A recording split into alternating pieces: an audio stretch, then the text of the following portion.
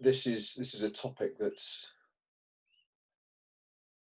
comes under the spotlight on a regular basis, and it's why are veterans aggressive, whether they're sober or drunk, um, but particularly when they've had a few drinks. Understanding the random and sometimes explosive nature of a veteran can seem an impossible task at times. They can go from being calm, having fun one moment, and then in a split second can be in a complete rage for what seems to be no apparent reason. And however, there are several reasons for this, which I'm going to attempt to explain. Military training conditions a person, particularly frontline troops, to be able to handle extremely stressful situations involving danger and threat to life. But through this training and conditioning, we learn to deal with this with controlled aggression and ultimately violence when we're told to use it. And it's a long learning process to control this aggression. It takes practice and to deliver it in the required proportion and intensity at the right time, and to rein it in when instructed as well. So there is controlled aggression rather than just going on the rampage. It's a really important skill to acquire, so we become highly accomplished at resolving threats with this aggressive approach. Alongside this, the majority of people who join the military do so very often at an early age and haven't fully developed emotional awareness, intelligence, and resilience, particularly the guys who are less emotionally capable yet when we're younger than the ladies are, unfortunately for us. So the job itself is not conducive to understanding and working with the softer emotions, ultimately because it's not helpful to feel compassion for someone when you've got to kill them in order to stay alive yourself. That gets you killed. Hesitation gets you killed at that point, and being too soft. So when someone leaves the military and they've experienced combat and seen, heard, and done those horrible things that are part of their job, those experiences get boxed up and packed away, very often never being dealt with, and they just lay there unprocessed and festering. So these experiences and emotions are basically frozen in time and can often involve a kind of self-loathing and denial of how they feel about those experiences and how they're affecting them now. Guys particularly push away intense feelings. And this can be really useful in the short term. It may help them preserve their dignity and independence. It may help them maintain focus on critical tasks like saving a friend or taking care of the kids or doing up the house. The problems come later, because after seeing friends being blown up or shot and then returning to civil life, it can be really difficult to put those experiences out of their mind. There's a protective part of the mind that knows how to be good at their job and how to get along with their mates, etc. However, they may frequently erupt at their partner for the smallest thing, or become numb and frozen when their partner touches them gently, because it feels alien to surrender to good feelings. They're just not used to it. It's as though it's a loss of control of themselves to surrender to those good feelings. So they will likely be completely unaware that their mind has automatically associated this feeling of surrender with panic and fear and anger when their friend or friends were killed. So a protective part steps into action to create a distraction. So they get angry. They've got no conscious awareness of why. They think it's because something their partner has done or said.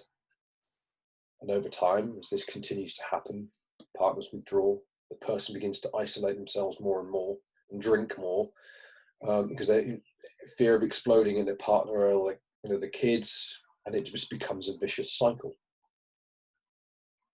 Unfortunately, they may never realize that a part of their brain is struggling with the trauma, and it's triggered by the passive nature of the interaction with their partner, and that another part kickstarts anger as a default response to feeling threatened and through fear and panic and potentially freezing, which they see and feel as a weakness.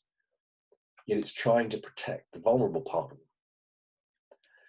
So it's essential to help them give up these extreme beliefs, because this will potentially save their life and their relationship. the central task for trauma recovery is learning to live with the memories of the past without being completely overwhelmed by them now, and to tolerate what they feel are uncomfortable emotions, which are the softer ones, because they feel so alien at the moment. That tolerance and that resilience of emotions needs to be developed. Most survivors, even those who are functioning well in some aspects of their lives, face an even greater challenge of reconfiguring a mental system that was developed to cope with the worst experiences. So as we need to revisit traumatic memories so we can process and integrate them, we also need to revisit those parts that developed these defensive habits that enabled them to survive. So we need to recondition somebody to be a functional human being in a different environment. The skills that they learned in the conditioning process was great for the job they were doing, but not now. So when a veteran feels uncomfortable, by feeling comfortable, they self-sabotage in order to feel uncomfortable again, because this is their comfort zone. Feeling uncomfortable is normal. It sounds bizarre, but the military life, particularly on exercise, and even more so on operations, life's uncomfortable, and eventually it becomes normalized. This is another element to why they drink to excess at times. It's a way of bringing discomfort through self-sabotage, upsetting the relationship. Aggressive behavior feels good because it releases adrenaline, which they unconsciously crave. There's no assistance to adjust to civil life. They are effectively conditioned to be what the military wants them to be, but they do nothing to help them adjust back. So there's no helping them to learn what's acceptable, how to behave, and what to expect. And part of the problem is that because there is no help, they don't know what to do.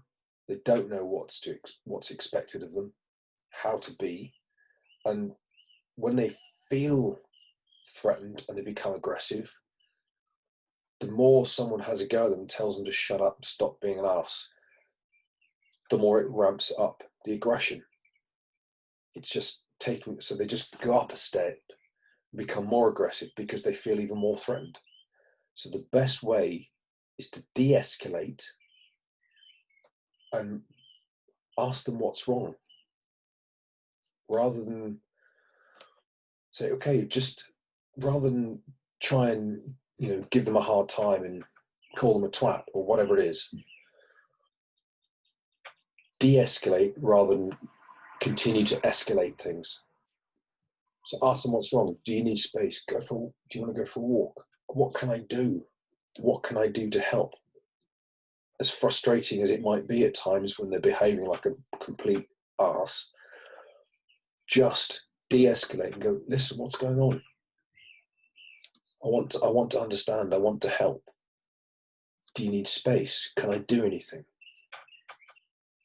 This is the best way to approach someone serving or a veteran who's, for no apparent reason, getting angry, is to de-escalate, because otherwise it will only continue to go until they explode.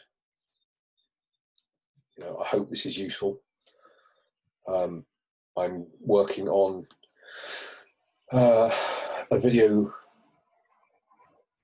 short course to demonstrate the immediate care techniques, because I think it's really important for partners and kids and family to understand how this works so they can help those that are still serving, that are having problems, or the veterans.